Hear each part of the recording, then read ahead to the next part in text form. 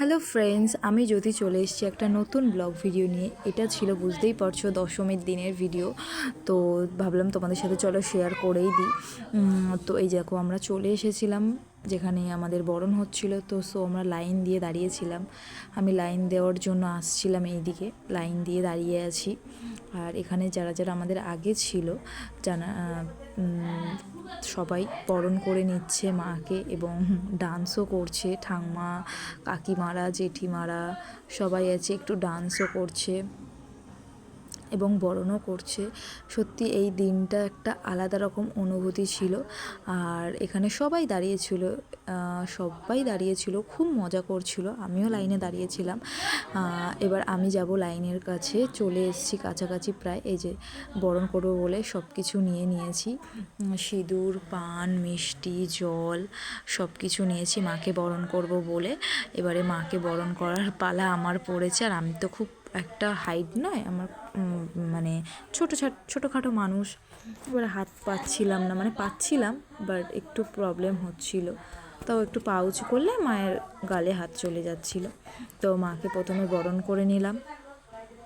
বরণ করার পর আমি পান দিয়ে প্রথমে মাকে বরণ করে নিয়েছি। তারপরে মাকে মিষ্টি খাইয়ে, সিঁদুর লাগিয়ে, মিষ্টি খাইয়ে, জল খাইয়ে, তারপরে সিঁদুর লাগিয়েছি মাকে। তো মাকে যখন বরণ করছিলাম, ইচ্ছা করছিল মাকে জড়িয়ে ধরি, কিন্তু জড়িয়ে ধরতে পারছিলাম না, কারণ অনেকটাই ডিস্টেন্স ছিল। ডিস্টেন্স বলতে, আর নিচে যে আমাদের যে মানে পা রাখার যে জিনিসটা দিয়েছিল, পাদানিটা, ওটা প্রচণ্ড নড়বড়ে হচ্ছিল। তো ওই কারণে বেশি সবাই পেছনে অবশ্য দাঁড়িয়েও ছিল, সবাই বলছিল তাড়াতাড়ি করো, তাড়াতাড়ি করো, তাড়াতাড়ি করো। তো ওই কারণেই বরণটা তাড়াতাড়ি করে সেরে নিয়ে আমি এবারে নিচে নেমে পড়ি। এবার সবাই আস্তে আস্তে সবাই বরণ করবে, ওই কারণে।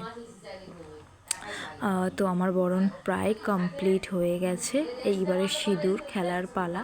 এবার একটু সিঁদুর খেলা করে নিলাম।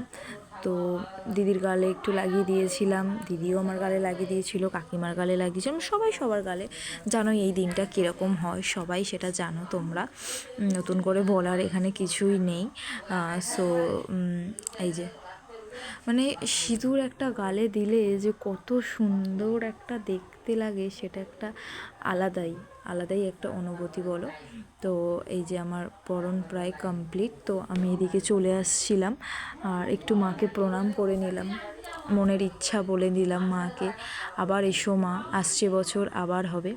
আর একটা কী হয়েছে দেখো, এখানে ঢাক ছিল, ঠিক আছে। তো আমার কি মনে হলো আমি যে একটু ঢাক বাজাই বলে দাদুটাকে বললাম। তো উনি আমাকে দিল, আমি একটু ঢাকও বাজিয়ে নিলাম। আর সবাই তো আমাকে দেখছিল আমি ঢাক বাজাচ্ছি, আর আমার একটা যেন কীরকম একটা ফিল হচ্ছিল, তাও বাজালাম ইচ্ছা হলো যখন। আর এবার লাস্ট ফিনিশিং, মাকে নমস্কার করে সবাই একটু গল্প করছিলাম, আমি, কাকিমা, রূপা, সাথী, সবাই মিলে আমরা গল্প করে বাড়ির দিকে চলে গেলাম। চলো টাটা।